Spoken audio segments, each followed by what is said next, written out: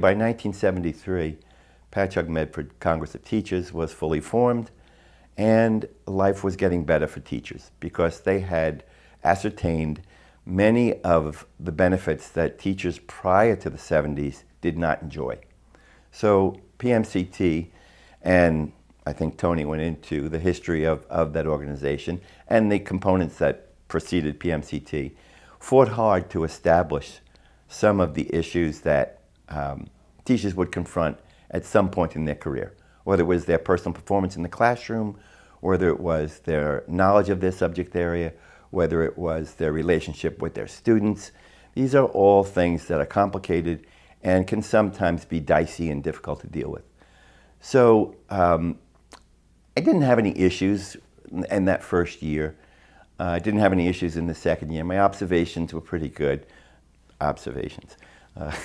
Those are frightening for new teachers because you have to perform in front of someone you don't know, and they're kind of looking at you stone-faced and scribbling every now and then, and you're wondering in the back of your head at the same time you're trying to juggle the things that you want to do as a teacher with, am I doing my best? You know, so it was very difficult for teachers to deal with observations. But you know, the union was able to establish proceedings and a procedural approach to observations, and teachers had a hand in it finally, so that you could expect a certain procedure to flow after your observation. If things didn't go well, you'd have a discussion with your chairperson, or perhaps your building principal or a central admin, and you could talk about those issues. But prior to 73, and probably in the 60s and maybe even the early 70s, that was not the case. So part of my message today is that why am I important? Why is the union important to me, and why is it important to you? Why should you join it? Because it forms a framework in which you can perform without fear of stepping into potholes and getting yourself into situations that can be very, very difficult to rectify. So these things are important. So whether it is an issue of your teaching duties, your non-teaching duties, the union can solidify guidelines for that so that you can perform well and not worry about issues that might come up and perhaps have accusations attached to them. So the union can establish so many of the guidelines that teachers can then feel comfortable in their performance. Aside from that issue of solidarity, very often teachers feel isolated. You're in this room with 28 to 30 some odd kids back in the day. I don't know what class size issues are right now, but you're shut off.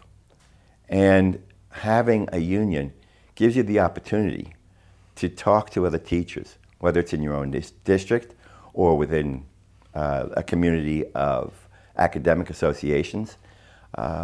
I was able to join the Long Island Council for Social Studies and eventually became vice president of that. And that was one way of keeping on top of my subject area as things changed, as curriculum changed. And later in my career, through the union, we established something we called the mentor program. And new teachers, unlike many teachers who came before me, would be afforded an opportunity to be linked up with another seasoned teacher. And the union were very, very active in ascertaining that the person who the new teacher would be linked with was someone who had the command of their subject and who performed very well in every aspect of teaching. So that put us in a position to help new teachers avoid that isolation and that feeling of wondering whether they were doing the right thing. So we set up guidelines. In fact, in Tony and Sue, who were part of that program, we extended it so that the new teachers would have a seminar in which classroom techniques and performance goals were solidified for them to understand and to follow and carry out. So for their first year, they had not only the mentor program with one teacher, but they joined a complement of the other new teachers who were in their first 3 years in this program in which they could openly air their concerns, their shortcomings if they felt they had any, and establish some direction in which they could improve. And that didn't exist many years before. So the mentor program was something that I was very proud of. I was one of the people that formed it. The Patchogue Medford Congress of Teachers had established something that didn't exist in other education communities. We had a base salary. We instituted steps and increments so that as you progressed in your career, you would get raises based on your longevity and also on your education. So that if you proceeded to go on and get a master's degree or a PhD, you would be paid an established amount for that each year along with your regular base salary.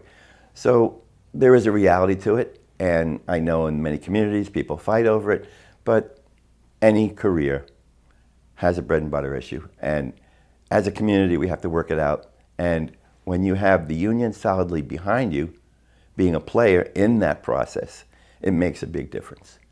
When teachers didn't have that, they had to go out in the street and scream, and that didn't get them very far either. So the solidarity of the union brings that into play as well. My career continued on, and I was very happy. I completed my master's degree. I continued to work in the social studies organization so that I would be with other teachers from other districts, not just my own department, but I could see what other teachers in other districts were doing, and it broadened my perspective, and it was very helpful. In my career, I wanted to get to know the kids more, and 42 minutes to 45 minutes of class just wasn't enough. So I became involved in extracurricular activities. Group of kids came up and, Mr. MacAvoy, would you be our advisor? This was my second year of teaching, so it was probably 74, 75. And I said, well, let me find out and see what it's about. So they said, well, you don't have to do anything, we'll do it all. Ha ha ha. So I became an advisor. And there were difficult situations, long hours after school, but the thing I was looking for, the involvement with the kids, getting to get the full side of the kids as people and students did turn out to be a big benefit. So I continued to be an advisor pretty much through my career. I was either the senior class or the GO advisor for many years in Patchogue Medford, and I don't regret a minute of it. I know so many families and so many students that I wouldn't have gotten to know on that level. And it was a fully rounding experience.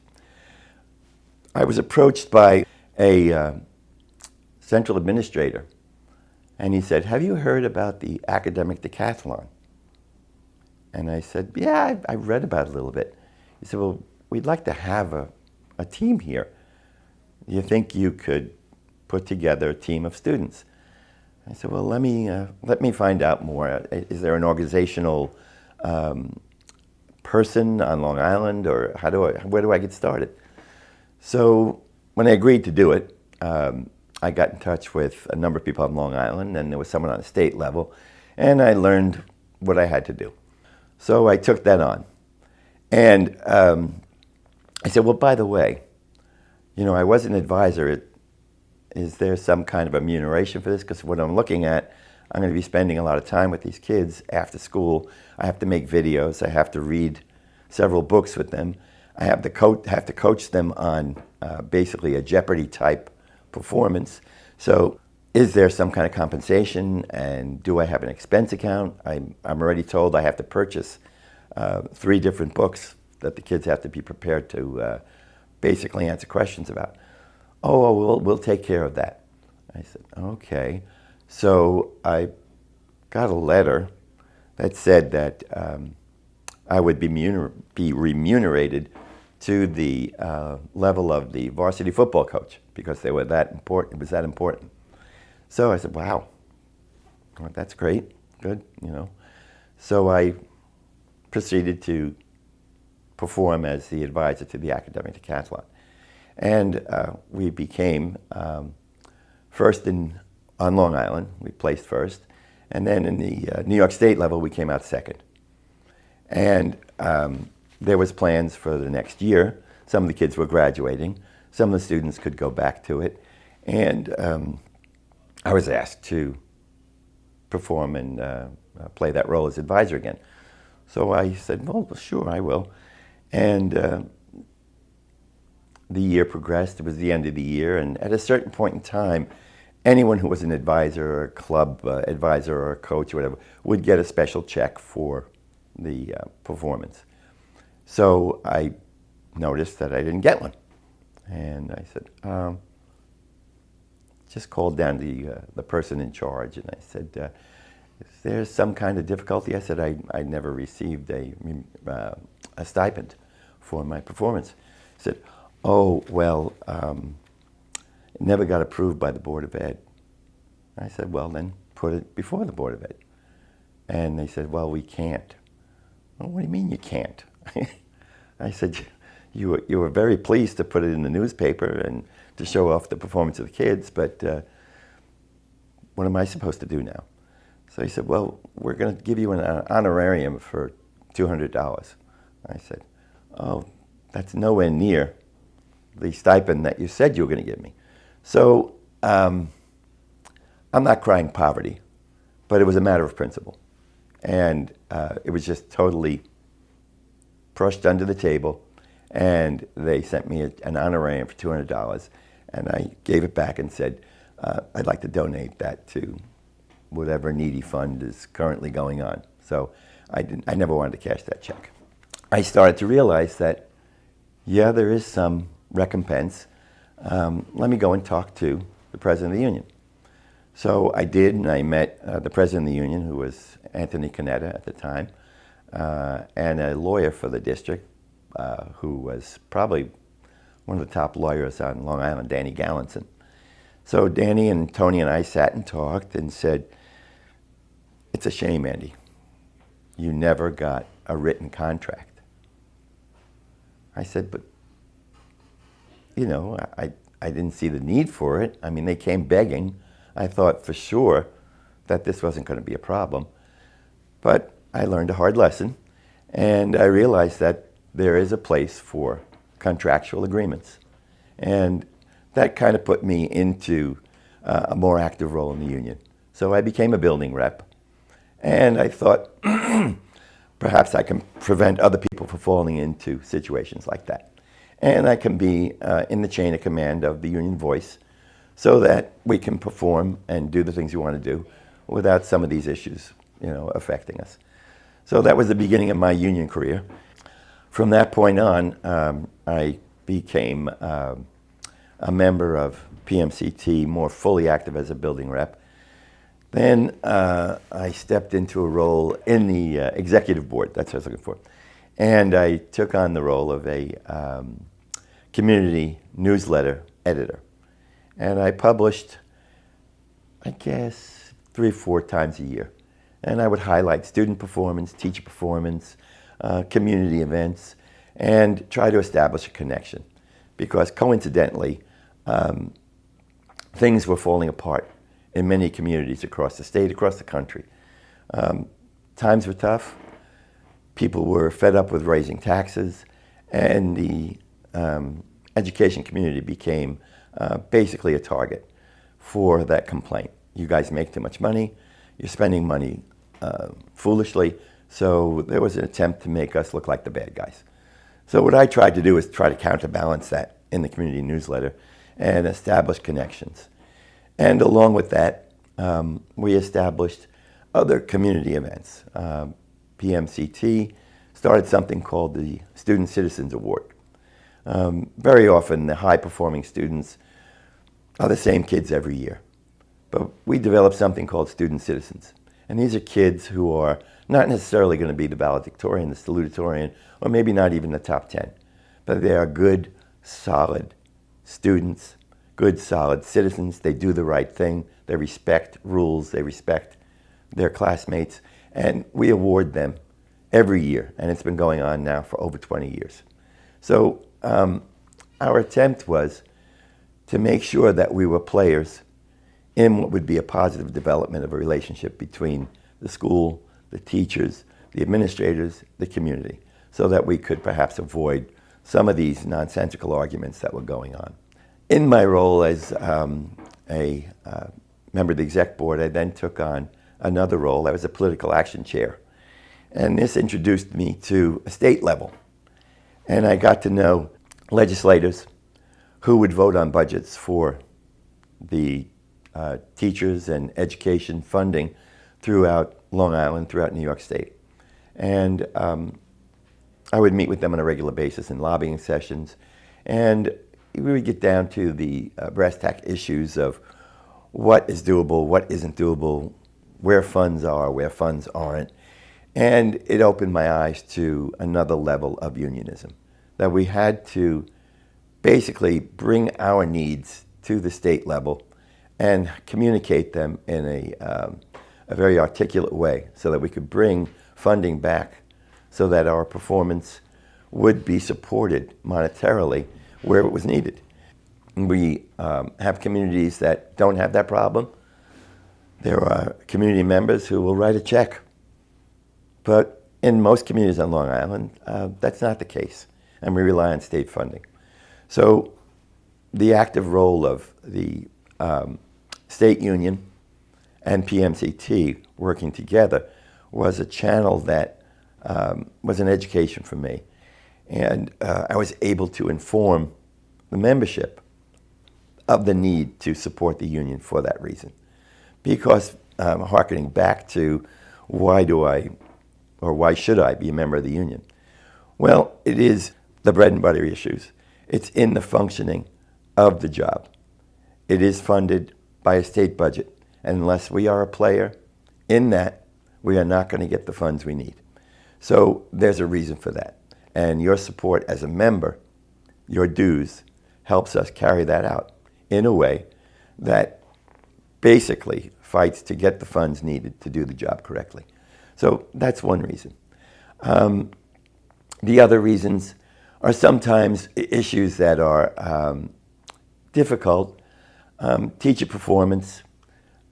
When I was in the mentor program, I was asked to supervise certain teachers who have difficulty.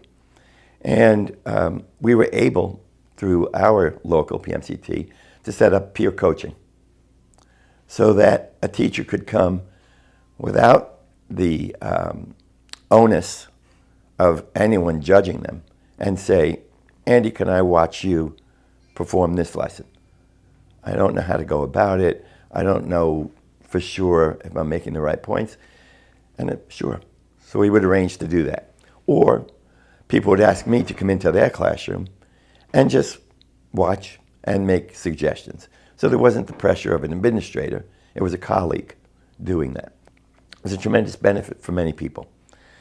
I also had a teacher who had been a pretty long season teacher. I would imagine a person was 20, 25 years.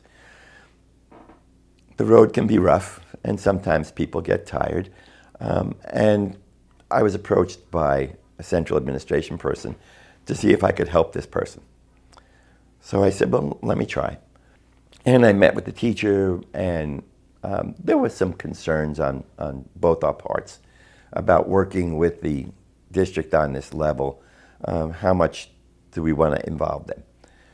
So I found out about something through the mentor programs in different states and throughout Long Island, that there was something called Teacher in Need of Improvement Program. So that at the beginning of a year, if a teacher was deemed to be someone who needed to improve their performance, they would work with a union member and a district supervisor or administrator, if you will. And at the end of that year, there would be an evaluation. And rather than face the possibility of losing their job or being put on probation or something to that effect, this would be an ongoing. Maybe they needed a little more, but we would lay out what needed to be accomplished and what was the time span.